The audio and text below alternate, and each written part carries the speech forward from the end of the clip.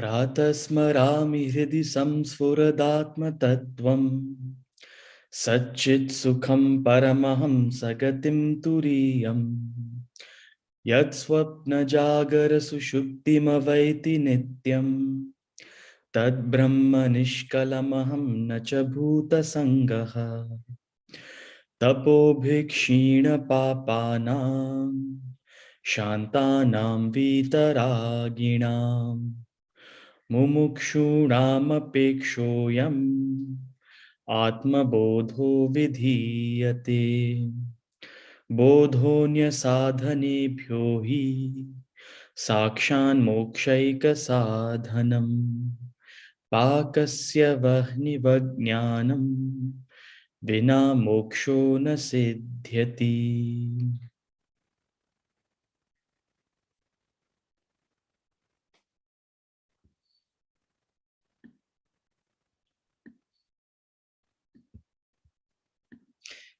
Hari Om.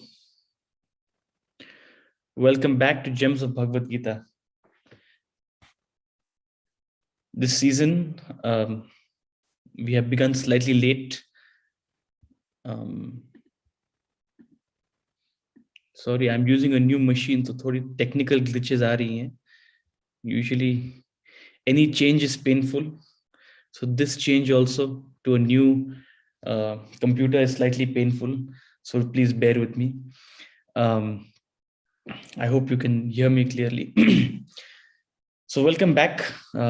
We are starting a little late this season because I was traveling and मैं दूसरे time zone में था, जिसकी वजह से I couldn't take classes earlier.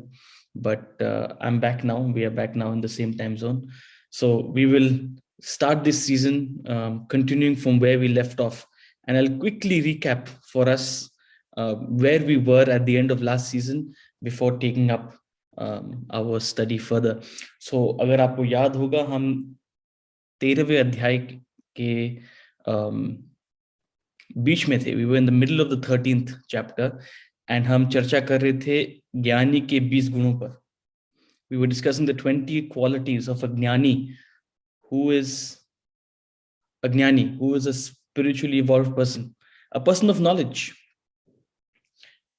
Chapter 13 begins with 6 questions. We are not in this class, we're not discussing the entire chapter in detail. We're not going verse by verse. We are only covering select verses.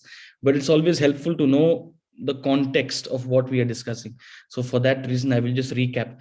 Chapter 13 began with 6 questions. Arjuna asked 6 questions. Oh Bhagwan, tell me, what is kshetra? What is kshetragnya? What is jnanam? What is jneyam? And what is Prakriti and what is Purusha? What is Prakriti and what is Purusha? 6 questions. What is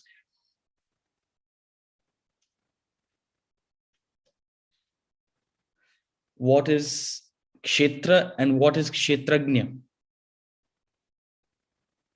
Which we discussed briefly in the beginning of the chapter. Then we started discussing what is jnanam and what is jneyam. And that's where we left off. Jnanam, very interestingly, he first describes the 20 qualities of a jnani. And then he says, this is jnanam. This is knowledge. The qualities of a jnani are synonymous with knowledge. Chapter 13, verse number 12, which we discussed. I'm just going to touch upon that last line. Verse number 12 ended with, this is declared to be knowledge. This is jnanam. What is opposed to this is ignorance. So what is jnanam? What is knowledge? Knowledge is not knowledge of the Bhagavad Gita. Knowledge is not knowledge of the Viveka Chudamani. You might be thinking, oh my God, I'm spending morning and evening studying the Bhagavad Gita, studying the Viveka Chudamani, studying the Bhaja Govindam, studying the Vedanta treaty, studying this, studying that. If this is not knowledge, then what am I doing? That is not knowledge. Scriptural knowledge per se is not knowledge. What is knowledge? Is these 20 qualities. When you inculcate these values in life, these 20 qualities in life. These are synonymous with knowledge. The idea is that through the study of scriptures, through this investment of your time and effort in understanding the deeper message of the scriptures, you will begin to inculcate these qualities. Amanitvam, adambitvam, arjavam, shaucham, humility, unpretentiousness, straightforwardness, uprightness, all qualities that hopefully will be inculcated in you as you progress on your spiritual study. Simply memorizing scriptures is not the point. Simply knowing the Bhagavad Gita backwards is not the point. You can be a great teacher, you can be a great orator, you can be taking this class right now, sitting in this Vyaspeeth, and still not be a person of knowledge, still not be a jnani, because jnanam, knowledge, is defined by these 20 qualities. The extent to which these 20 qualities are imbibed in you, to the extent to which they are inculcated in you, to the extent to which you are living these values, to that extent you have knowledge. If you have these qualities 20%, it means you are 20% jnani. If you have these qualities 50%, it means you are 50% jnani. And the next couple of verses, which we will not take up, but I'm again mentioning for context, it's helpful to know. The next couple of verses after the verse number 12, he talks about what is niyam, what is to be known. Understand, two words, jnanam and niyam. Jnanam, knowledge, and jnayam, what is meant to be known, what is supposed to be known, what is meant to be learned. Through jnanam, you reach niyam. Through knowledge, you reach what is meant to be learnt, what is meant to be known. Knowledge is the means, and niyam, what is meant to be known, is the result. So knowledge is these qualities. And what is niyam? Niyam is that Paramatma, is that Brahman. What is meant to be known is that Kshetrajna, is that Purusha, is God. So the next 5 or 6 verses, he gives a description of niyam. You've heard it before. There's nothing new necessarily. He reiterates, he pile drives that message. What is meant to be known in this life for you and me is not knowledge of history, geography, mathematics, computers, etc., politics. All of this knowledge is terrestrial knowledge. All of this learning is terrestrial learning. But ultimately, what you and I need to know, what ultimately you and I need to discover, what you and I need to unfold, what is niyam, what is meant to be known, is the Atman, is the Paramatma, is God. Know thyself, know your Atman. You know not who you are. You know not how this world has come into being. You know not what is the unseen hand that is making all of this function. This world is a mystery. This world is a beautiful mystery. And to uncover the mystery is your purpose, is my purpose. That's why we have landed here. For nothing else. There's no other purpose. That is what the sages and saints have been telling us for thousands and thousands of years. Wake up. Start the process of discovery. At least ask the basic questions. What am I doing here? What am I meant to do out here? What am I really looking for? The rare person indeed asks these questions. The rare person indeed pursues niyam, what is actually meant to be known. Most of our knowledge is what we pursue to fulfill our desires, to fulfill our material needs. Whatever knowledge we gain simply to make some career and to earn some money. See, none of these are bad things. I'm not saying any of these are wrong. But you and I are here for something more than just that. No doubt, please gain knowledge of the world. It will make you better at dealing with things in the world, no doubt. But make some time to ask these deeper questions of life. Some amount of time, not much. There's 24 hours in a day. Take out half an hour, 20 minutes. Take out 20 minutes early hours in the morning to think about these questions, to study this subject, to pursue this mystery. Niyam. And now he goes on to answer the last two questions. What is Prakriti and what is Purusha? That is what the two verses which we will take up today, 2 or 3 verses we will take up today. We'll talk about Prakriti and Purusha. So he's addressed the 4 questions, Kshetra, Kshetragnya, Jnanam, Nyayam. Now he will talk about Prakriti and Purusha. Purusha and Prakriti. Verse number 22 is of chapter 13. Purusha and Prakriti.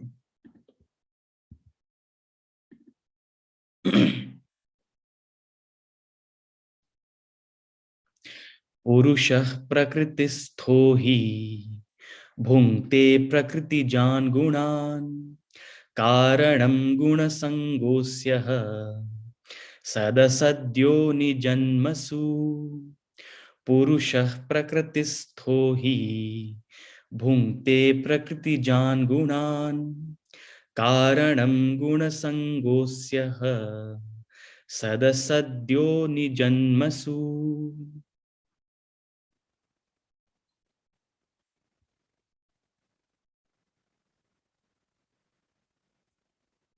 One second, I'm sorry about this.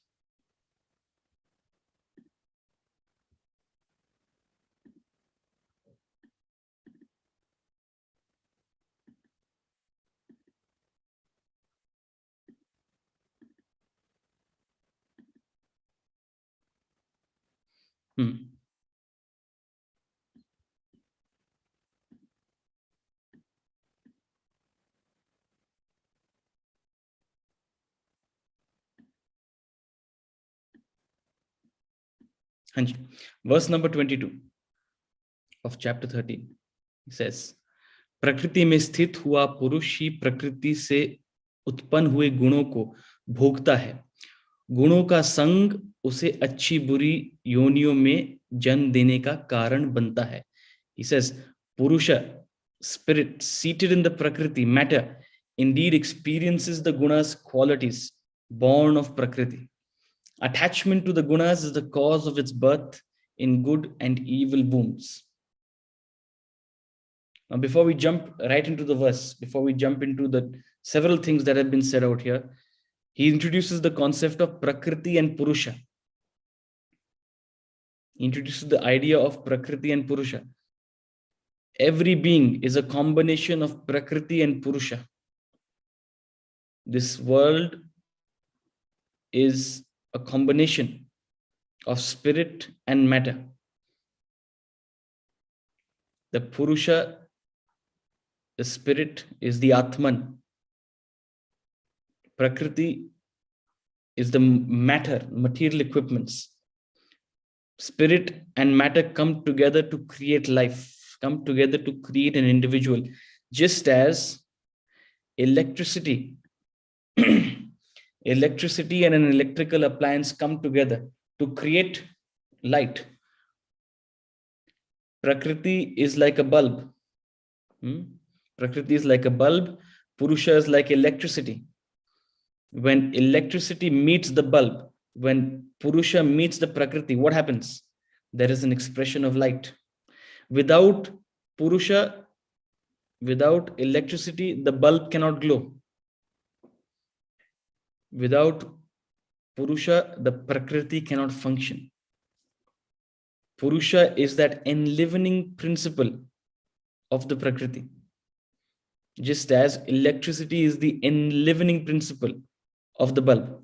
Without electricity, the bulb cannot glow. The bulb, the function of the bulb is to glow. But without electricity, the bulb is useless. The bulb is inert. Similarly, without the Purusha, the spirit, Prakriti is inert. Your body, mind, intellect. The function of the body is to act. The function of the mind is to feel. The function of the intellect is to think. But without the Purusha, the spirit, enlivening them, the body cannot act, the mind cannot feel, the intellect cannot think. See, The more you think about this example of the Prakriti and the Purusha, you have to hold on to this example, because as we discuss Prakriti and Purusha, it will be helpful for your understanding. And you'll keep coming back to this understanding. You'll keep coming back to this understanding. Prakriti doesn't glow. Purusha doesn't glow. It is the bulb that glows. Electricity does not glow. It is the bulb that glows. But electricity is that which makes the bulb glow. Similarly, Purusha does not act. The body acts. But Purusha is the enlivening principle that makes the body act. Purusha doesn't feel. The mind feels. But Purusha is that spirit, that power which makes the mind feel, which enlivens the mind, enables the mind to feel. The Purusha does not think. The intellect thinks. But Purusha is that enlivening principle which makes the intellect think. So, you and I, all of us, every being is a combination of Prakriti and Purusha. The Prakriti is known to us, the Purusha is unknown. The Prakriti in you, the Prakriti in me, what is the Prakriti? It's our vasanas, it's our body, mind, and intellect. It's known to us. It's what we know about ourselves. If I ask you, who are you? If I ask you, who are you? What will you say? My name is so and so. I live in this place. I am this height, this weight. This is my gender. And if I say, tell me more about yourself. Okay. I like this. I don't like this. You will tell me attributes about your body, your height and weight. You'll tell me attributes about your mind, your likes and dislikes, your preferences. I like papdi chaat. I like aloo chaat. I like this food. I don't like that food. I like this person. I don't like that person. You'll tell me attributes about your mind. I like games. I like politics. I don't like, I don't know, something else. You'll tell me attributes of the mind. You'll tell me attributes about your intellect. I believe in this. I don't believe in this. I believe in Modi ji. I don't believe in something else. You'll tell me attributes about your ideology, your intellect, your ideas and your opinions. So if I ask you anything about yourself, what do you know about yourself? You know about your Prakriti. You know about your material equipments.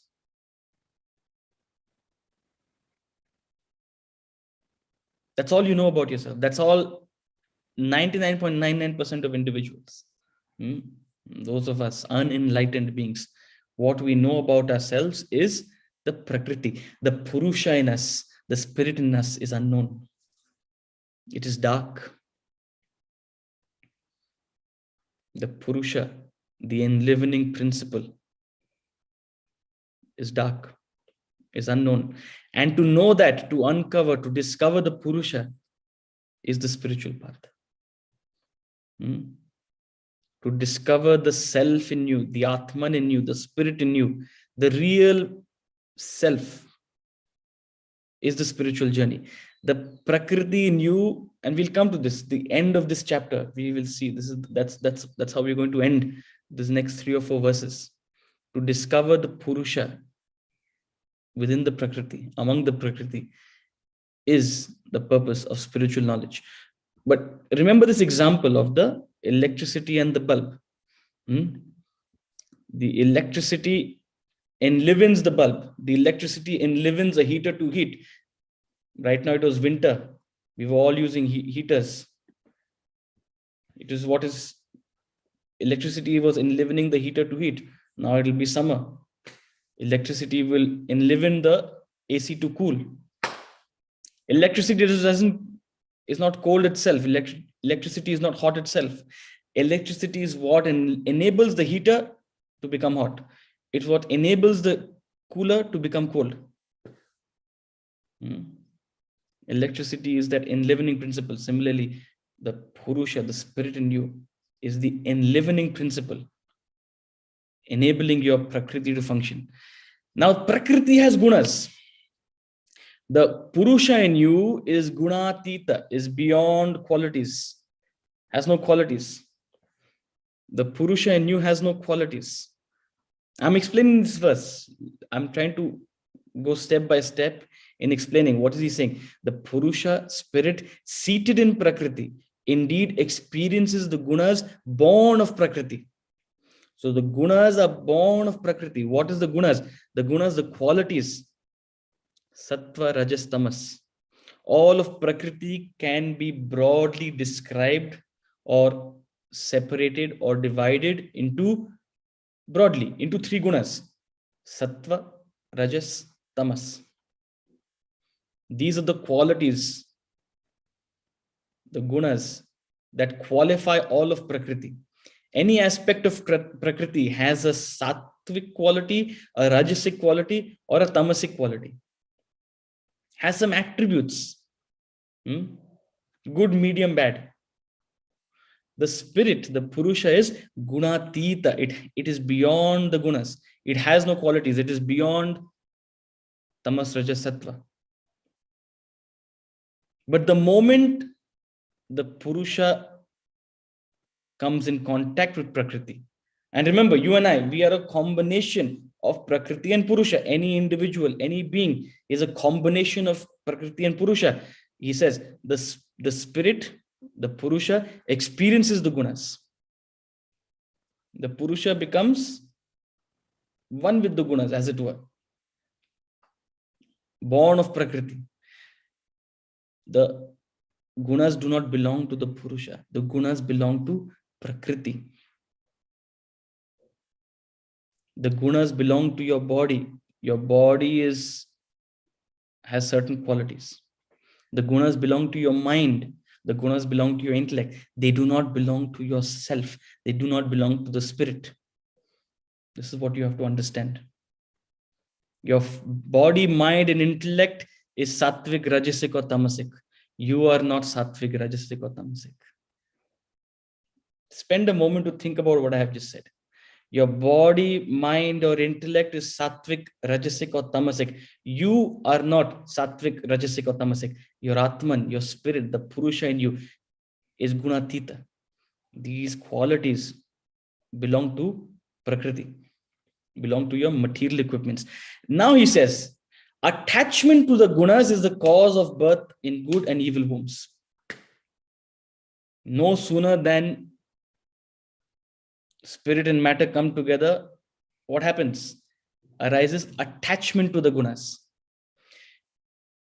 Gunas do not belong to you, but you become attached to the gunas. You start to identify with the gunas. You start to become one with the gunas. You start to think the gunas belong to you. And that is the cause. Attachment is the cause for birth and death in good and evil wombs. The moment there is attachment, the moment there is desire, the moment there is identification, what happens? Good desires lead you to good wombs. Evil desires, bad desires, selfish desires lead you to selfish wombs. Desires are the cause for propagation. Attachment and desire is the cause for propagation from one womb to the other, is the cause for reincarnation, is the cause for repeated birth, repeated death, repeated birth, repeated death. All of this, why is this happening? Because you have identified with your gunas. You have become attached to the gunas. You have lost your identity, your true identity, the Purusha, the gunatita, and you have become enmeshed, entangled in your false identity, in your ego, in your gunas. So attachment to the gunas is what causes repeated birth, repeated death.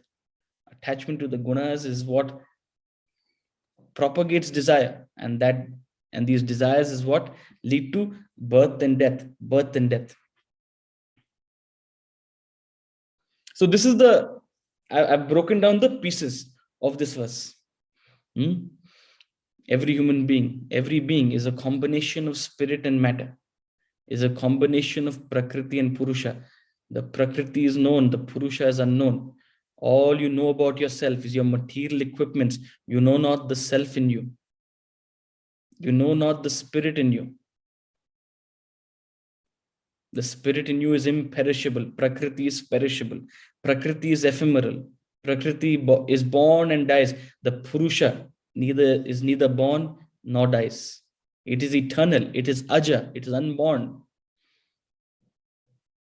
It is the aspect of you which is eternal. The spirit in you is unchanging. The Prakriti is constantly changing. Your body is constantly changing.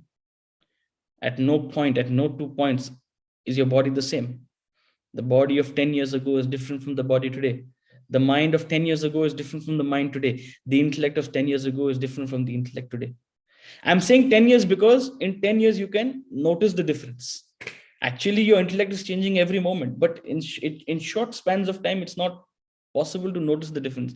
It's not easily recognizable. But in 10 years, you can clearly see the difference. That's why I'm giving you the example of 10 years. Your body, mind, and intellect are constantly changing. Prakriti is constantly changing. The Purusha in you is unchanging. What is that Purusha? Who is that Purusha? Who is that spirit? What is that spirit? To know that is niyam. To discover that is the purpose of your life, is the purpose of my life. And we're doing everything but that. We're doing everything but that. We're completely lost, attached to the gunas, attached to our qualities, attached to our material equipments. No one is asking the question, who am I? What am I really looking for? You are not the body, you are not the mind, you are not the intellect, you are not Prakriti. You are not Prakriti. You are not the changing Prakriti. You are the Purusha, Tattvamasi. To discover that is your purpose. To discover that is your mission in life.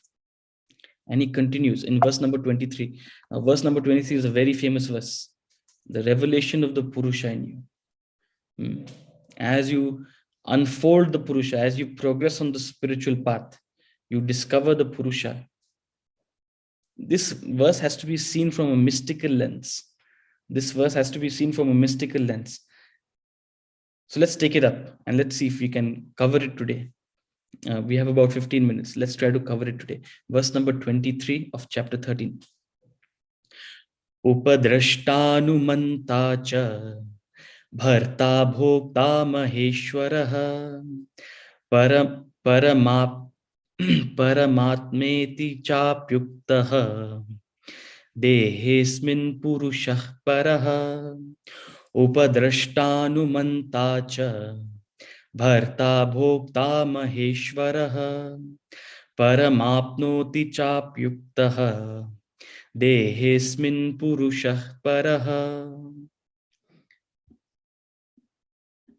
Verse number 23 of chapter 13, he says, Purusha is देह में भी परम है, उपद्रष्टा और अनुमंता है, साथ ही भर्ता भोक्ता महेश्वर तथा परमात्मा है, ऐसा कहा जाता है. He says, the supreme Purusha,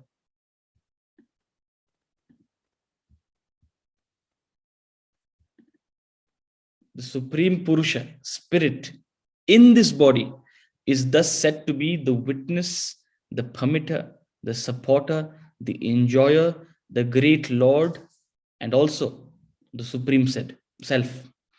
The supreme spirit, the Purusha, is in this body, in this Prakriti, is said to be the witness, permitter, supporter, enjoyer, great Lord, and also the supreme self. How to know the Purusha in you, how to know the self in you.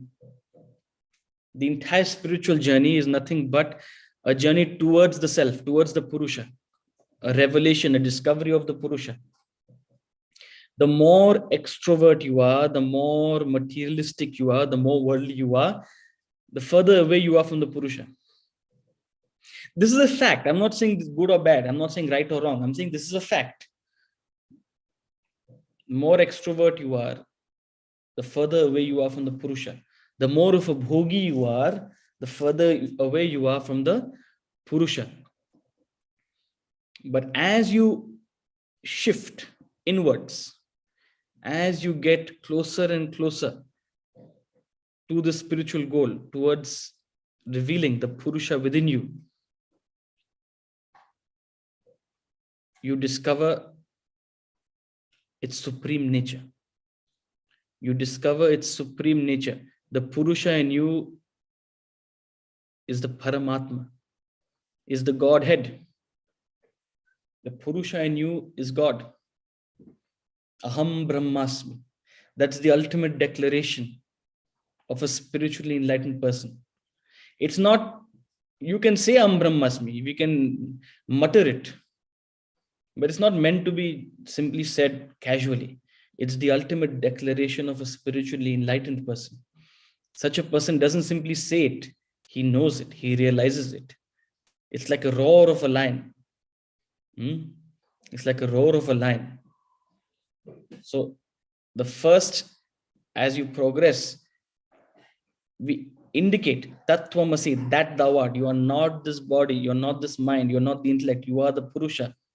That is your real identity. And as you progress, you will discover its supreme nature. So first, there are several stages as you progress on the spiritual path. First of all, to an extrovert, what is the Purusha? How does the Purusha in you function? What is the role of the Purusha within you? First of all, it is a witness. First of all, the Purusha is a witness, upadrashta. To an extrovert, completely enmeshed in the world, performing actions, engaged in the world, experiencing feelings, ups and downs, highs and lows. The Purusha is simply a witness, it's watching. Remember, I said the electricity does not heat, the electricity does not cool. It is the bulb that glows, the electricity doesn't glow. It is the heater that heats, the electricity does not heat. The electricity enlivens the heater to heat. Very important point. Please understand this. The electricity enlivens the heater to heat. The electricity does not heat. The electricity enlivens, enables the bulb to glow. The electricity doesn't glow. Similarly, the Purusha enables your body to act. The Purusha doesn't act. The Purusha enlivens the mind to feel. The Purusha doesn't feel. The Purusha is the witness watching the mind feel. The Purusha is the witness watching the body act. There's a very famous verse in the Upanishad. There's a very famous verse in the Upanishad. Dvasu parna sayuja sakhaya samanam vrikshe parishasya jati. It talks about two birds sitting on a tree. Two birds sitting on a tree. Dvasa parna sayuja sakhaya samanam vrikshe parishasya jati. So two birds are sitting on a tree. One bird on that tree is shown eating the fruit, nibbling on the fruit, on the seeds of the tree, and the other bird is just watching it. The other bird is just watching it. That description, that verse, is a depiction of the individual. Within the individual, you have two aspects, as it were. Within the individual, you have two aspects: the Prakriti, which engages in the world, and the Purusha, which witnesses the Prakriti engage. The Prakriti, the body that acts, the mind that feels, the intellect that thinks, is like that bird that is eating the fruit of the tree. And the Purusha is like the second bird witnessing. You have within you that capability to tune in. Which frequency are you in? When you are completely enmeshed and entangled and involved in any experience, you are like that first bird eating the fruit. When you are going through an excited feeling or a very dejected feeling, you are like that first bird eating the fruit, either a good fruit or a bad fruit, either a happy fruit or a sad fruit, either a tasty fruit or a rotten fruit, completely entangled and enmeshed in the world. There is within you a second bird.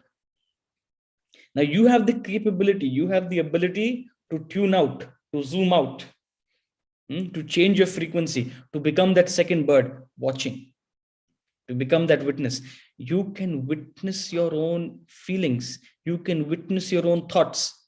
You can witness your own actions. You can become that bird. It's called objectivity, becoming a witness, becoming a sakshi. It's not easy to do. I'm not saying it is easy to do. I'm not saying it is easy to change the frequency. The less you are trained in this, the less you are established in this knowledge, the more attached and involved you are in any experience, the harder it is to be a witness. But you have the capability.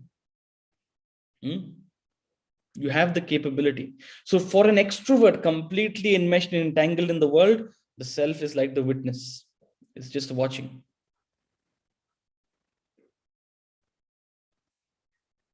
It's the sakshi.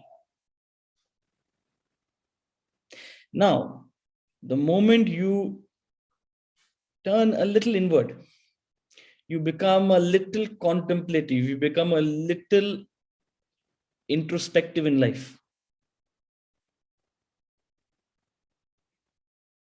Another aspect of the Purusha unfolds itself. It is the permitter, Anumanta, jo anumati de. The Purusha in you is a permitter. What is the permitter? The permitter is the voice of your conscience within. The conscience within you, within me, is the voice of the Purusha, as it were, the voice of the subtle intellect.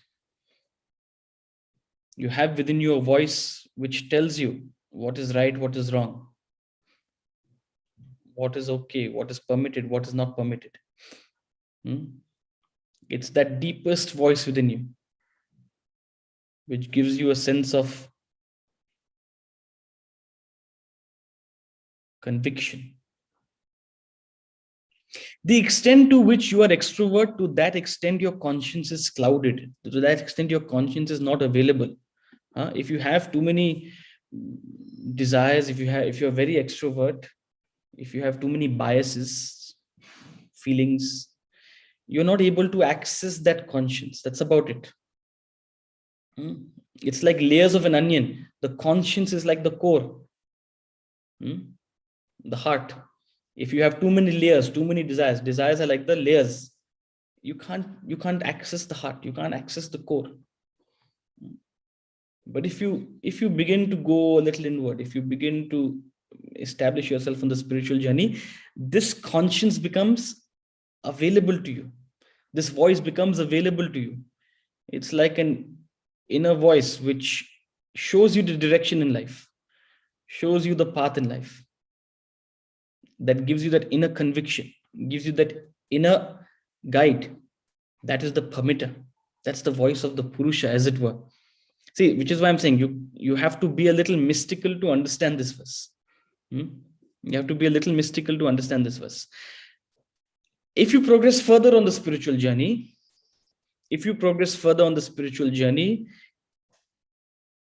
it says it becomes the supporter, bharta. The more you establish yourself on the spiritual path, the more you make this the purpose of your life, it becomes a supporter.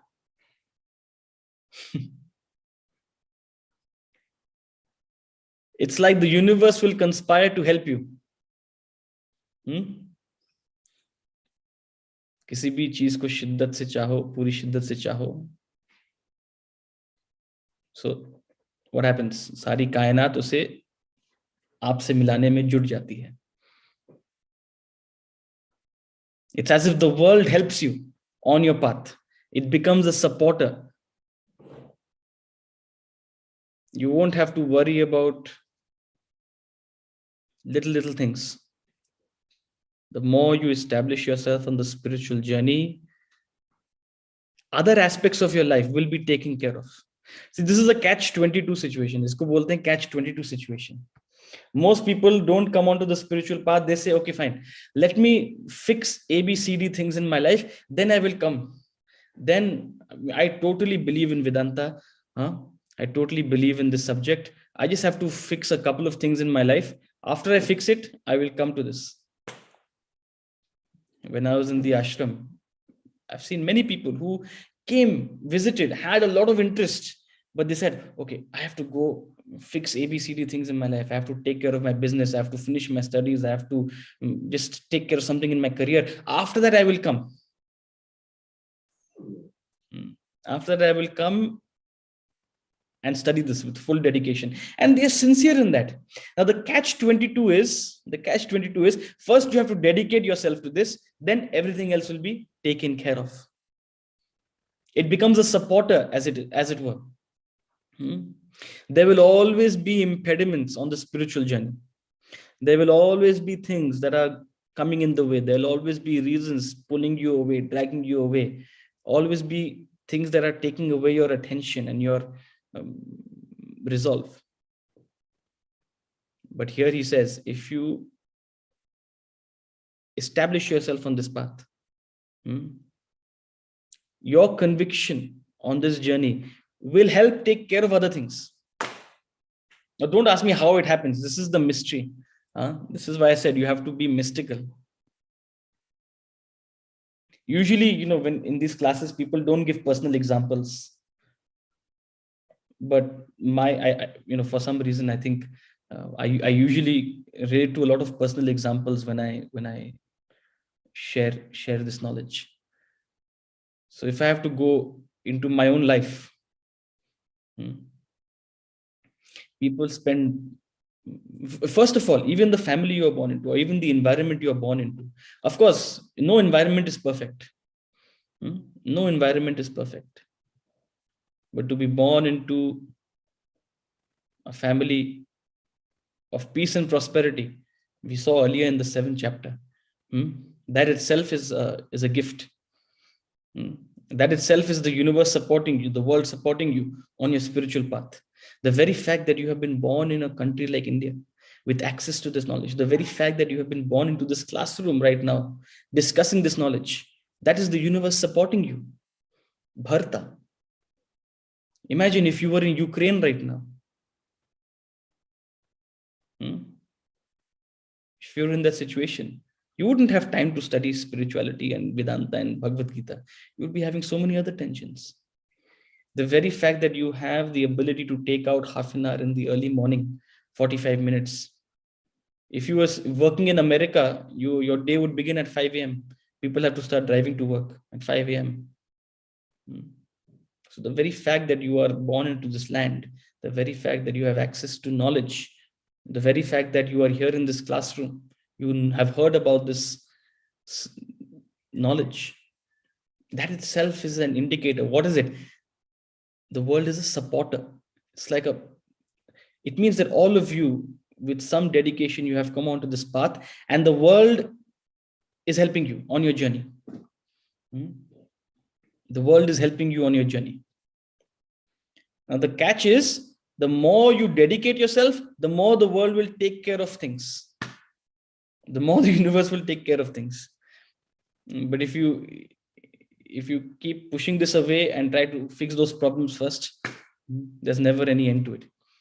So this is the catch-22. First, you have to dedicate yourself. We are out of time, but as I said, we may not have enough time to complete this particular verse today. We will continue this verse and do a quick recap of it and complete it tomorrow and move ahead on our discussion. So welcome back to Gems of Bhagavad Gita. We'll meet you again tomorrow and continue our discussion on this incredible verse, on this very famous verse of chapter 13. With that thought, we will end today's class and we'll meet tomorrow, same place at 7 a.m. on this Zoom call. Hari Om Tat Sat. Om Purnamadah Purnamidam Purnat Purnamudachyate Purnasya Purnamadaya Purnamevavashishyate. Om Shanti Shanti Shanti. Hari Om.